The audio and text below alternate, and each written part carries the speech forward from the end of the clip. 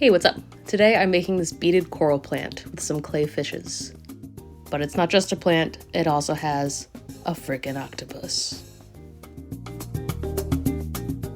I'm going to start by prepping my styrofoam top like I did for my strawberry plant.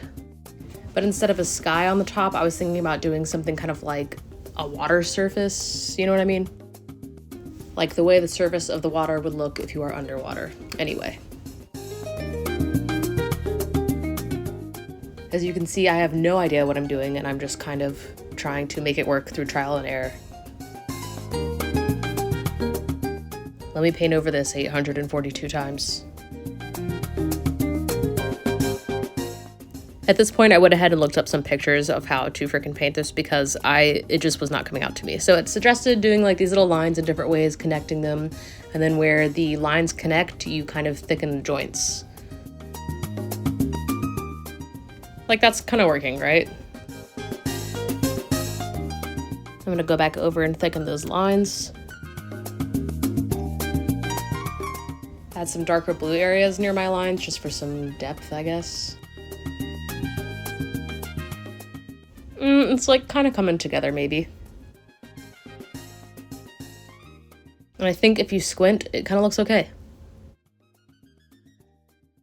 Then next I'll work on my octopus. I got this freaking clay from the Dollar Tree, y'all. $1.25, and it works perfectly fine for what I need it for.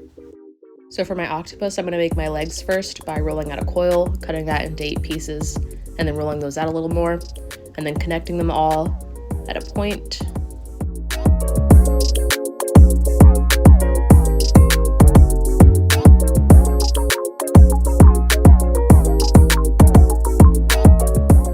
For the head, I just got this little ball, and I'm gonna make these little eye holes, put in some seed beads, and then make little eyelids, and then just plop them on top. Then curl his tentacles up a bit. Did I say legs earlier? Am I dumb? And when I cure him in the oven, I'm gonna cure him inside his little pot so I know his little tentacles fit in. And once he's cured, I'm gonna paint over him with a gel top coat and then go over with this purpley kind of chrome powder. Then I'm gonna pour some UV resin at the bottom and kind of splash it up the sides because he's alive in there. I mean, what do you think he's doing when you close this lid? He's splashing around. Place this little baby in there and then cure it. And then I'll work on my fish. I'm just going to kind of make this little oval shape and then flatten him on the sides a little and then sharpen his top fin out and then bottom fin.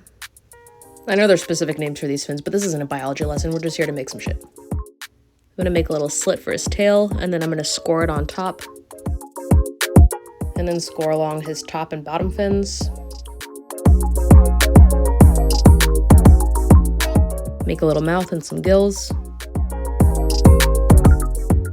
Then I'm going to press this little tool over so I can make some scales and a little dot for an eye.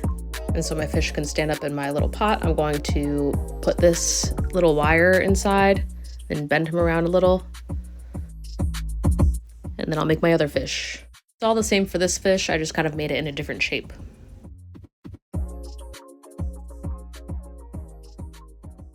Whee! And once my fish are cured, I'm going to paint them, going in with my dark colors first, and then lightly brushing over my top colors so I can keep that texture.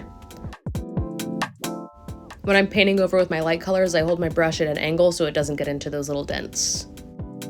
And once my paint's dry, I'm going to go over with this glittery top coat and bead my fish stems. Then for the rest of my seaweed and coral, I'm going to bend a wire at the top so my beads won't go anywhere. And I've had these beads for like 20 freaking years. My mom got them for us for a summer craft one time, and then I kept them because I was like, I don't know what I could use this for. It looks like perfect seaweed, didn't know what to use it for, and now I do. So I'm pleased I kept them all these years. But anyway, not to go off on a rant, at the end of my beaded wire, I'm going to put a little glue on the end so my beads don't go anywhere. And for some of my beaded wires, I'm going to bend it a little to give it some shape.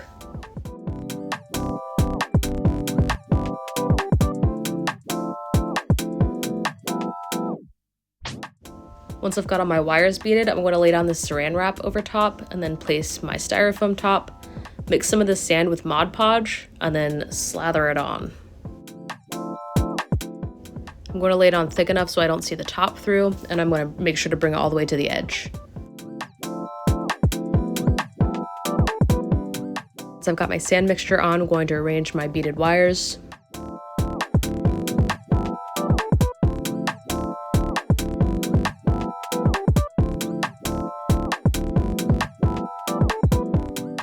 Once you got them all in there, you just have to wait for your glue to dry. I think I waited about 2 days just to be sure.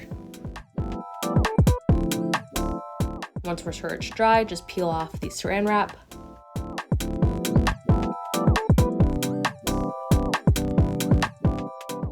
Boom. Now you have a beaded coral fish plant with a hidden surprise. My top came out a little crooked, but it really doesn't matter because once it's on there, you can't even tell.